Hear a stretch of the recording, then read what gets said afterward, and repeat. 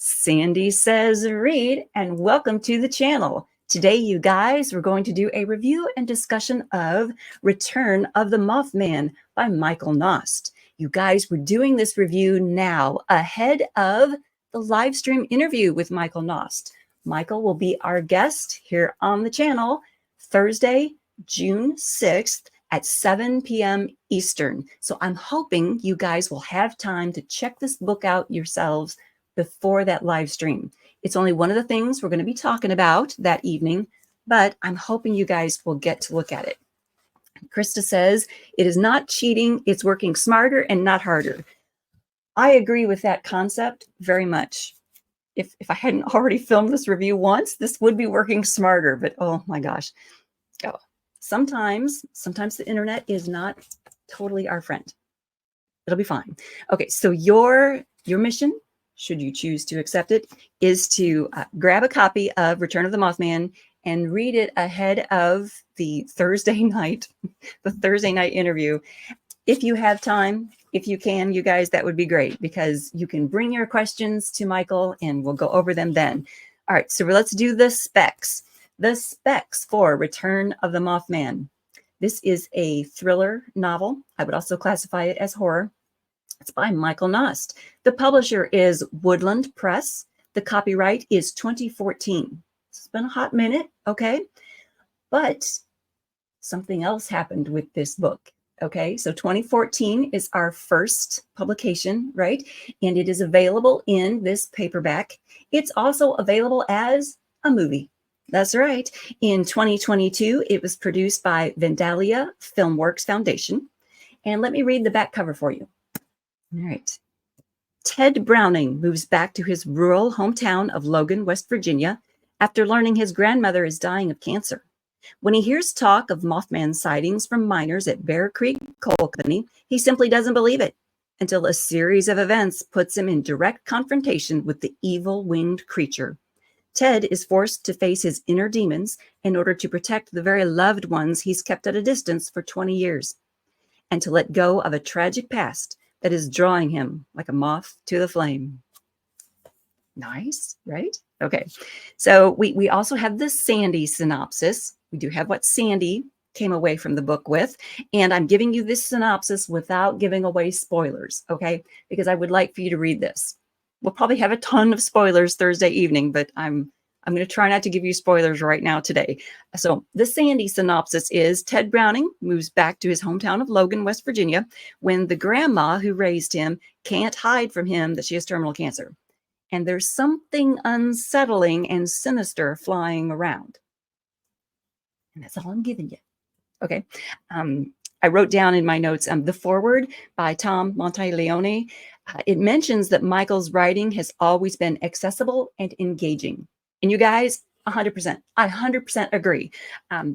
Even the parts of this that are suspenseful and making you feel uncomfortable, the style, the writing is still comfortable. You're still getting it. And I'm going to give you an example on pages 91 and 92.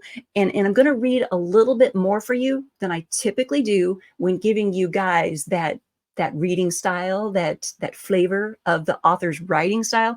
I'm going to read a little bit more than I usually do so that you can get that feeling, okay? Both comfortable and uncomfortable, right? Here we go. What we're experiencing here is Ted Browning, our main character, has gone down into the mines. He's going to start working in the mines again, which he promised his grandma he wouldn't do, but he's back down in the mines and he's at one of the safety stations. Someone is injured and they're taking this injured guy back up to the top above grass, as Poldark would say, right? So taking him back above grass, and Ted is here by himself in the dark, right? The noises from the men faded in the distance along with their lights. Ted's footfalls were muffled when he finally moved toward the ready packs, sounding as though recordings on a tinny speaker. He found a bottle of water and drank deeply. The light from his helmet flickered, casting long shadows through the cavernous expanse. Better find a backup before this one goes out. He searched through one of the packs, astonished at its disarray. There seemed to be no rhyme or reason as to how items were stored. The whole thing resembled a plundered toy chest. Has Jerry seen this mess? The light flickered again, just as a rumbling grew in the distance. Ted paused, listened. The noise echoed through the passages, making it difficult to pinpoint its origin or direction. His stomach clenched, perspiration penetrating his shirt. It was not a sound he'd ever heard before in the mines, and he'd heard the worst. As best he could guess, the ruckus was coming from Section 11. There's no such thing as a Mothman. The flickering worsened until the light eventually went out. By the time it came back on, the distant noise was growing closer. He dug into the pack, frantically searching through lifeline accessories, leather gloves, tools, rebreather masks, and first aid items. The flickering continued until the light went out again, urging him to ransack the items in the box blindly. The noise morphed to monotonous thumps the nearer it drew, then stopped several feet from the station. Ted stood silent again, trying to detect movement. A shuffling on the floor made him flinch as it sounded as though someone or something was moving toward him. A wave of nausea came over him when the sting of sulfur reached his nostrils. He started digging into the pack again, still listening for hints of where, whatever it might be. His fingertips finally found a familiar handle, and he pulled what he was sure to be a flashlight from the mess and turned toward the shuffling. The noises inched closer as he fumbled for a switch. He wasn't sure if the sounds had ceased or if he could no longer hear them over his hammering heart. Aiming the flashlight forward, he waited a moment, listening. Hearing no sound, he pushed the switch and flinched at the enormous red eyes reflecting in the light's beam just a foot away. The thing screeched, revealing piranha-like teeth, and lunged forward. Now, isn't that nice? Doesn't that just get under your skin as you're listening to it, as you're reading it? Yes, I liked that a lot. All right. So what other notes did I have for you guys? I was going to talk to you about our characters. I don't want to give away too much in talking about our characters, but we are going to mention, Ted Browning. He's our main character. He lost his parents back in 1972 during the Buffalo Creek flood. Okay, let me see if I can get to, all right, page 124. We talk about a series of different events where Mothman, this, mythical creature, appeared. He was like a harbinger of doom, a harbinger of bad things happening. And this Buffalo Creek flood was one of those bad things, right? So we have a character named Charlie, Charlie Morgan. He owns a tobacco shop and he knows things. He's our character that we go to find out stuff, right? To hear about this myth, to figure out, okay, is there anything we can do about this myth, right? So we're at Charlie's shop and he's talking about these catastrophic events that occur, and there's this Mothman around them, right? He says, well, in 1967, 46 people died when the Silver Bridge collapsed in Point Pleasant. You also have the Marshall University plane crash from 1970, where 75 football players, coaches, fans, and crew members died in Wayne County. And then there's the Buffalo Creek flood of 1972, where in a matter of minutes, 125 died. A pang of some sort twisted in Ted's gut. My parents died in that flood. I remember you telling me, Charlie said. I'm sorry I brought it up. And Ted brushes it off. Don't be, I'm fine.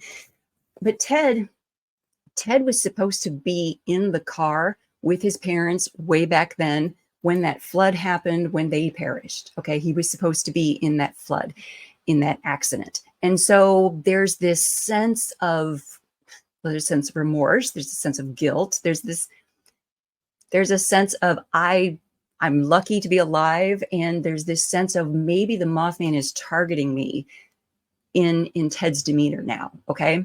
And there's a whole lot more, but there's a whole lot of character development happening with Ted around just everything that happens in this story.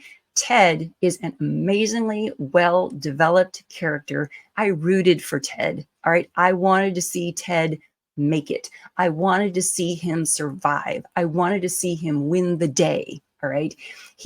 One of our other characters in here is Rosalina, and we just call her Lena. All right. She is like a high school sweetheart for Ted. All right. She and Ted were engaged to be married at one time before Ted left Logan, all right, before he left his hometown. They were engaged, but when he comes back to town, she's like, oh, hey, what are you doing back in town? And they sort of reform their friendship a little bit. It's a little bit strained, but you want to see him get back together with her. You want that for him. And boy, when that looks strained, you think, darn, I wish they could get back together. When there's a climax in the story and you think, oh my God, Ted is about to die, you feel bad. You want Ted to live. You want him to win. You want that. You root for him. And I had moments where I'm like, Michael, if you let him die, I will be mad, right? There's this sense of wanting Ted to make it, okay? You root for the protagonist in this story. There have been several books that I've read recently, and I've talked about them here on the channel, where, the main character was just there and blah, or even someone that I couldn't root for. The story was good, and I read through the story. I enjoyed the story. I enjoyed the book, and I brought it to you all because the story was good, but I didn't care about the main character, and I didn't care if they lived or died, right? But in this book, I was rooting for Ted. I wanted him to make it out alive. I wanted him to. Yeah, so this is one of those books where you can root for the main character. You want him to succeed. Oh, what other characters did we have? We have the character of Mark, who is the sheriff in town. And I want to point out that he doesn't just go through an arc. He goes through this like ebb and flow of an arc. Okay, his character arc is interesting to me. And hopefully we can talk about that Thursday evening, because I didn't see Mark as a flat, static character, like the typical sheriff in town who distrusts everyone. I saw him as a character who had some ebb and flow to him, and that was interesting as well. So I would like to hear you guys talk about Mark too. So please bring your questions about Mark to the chat Thursday night. Is that it? Are those the characters I wanted to mention? We have Earl, who is a cousin, married to a cousin of Ted. Earl is a good character who helps Ted in his pursuit of the Mothman. I mean, we have the grandmother, Myrtle Browning, the grandmother who is the catalyst for bringing Ted back to town. She is this stubborn old gal who I liked a lot. She reminded me of my great-grandmother. I mean, there's just some really good, down-to-earth characters in here that you want to see make it, right?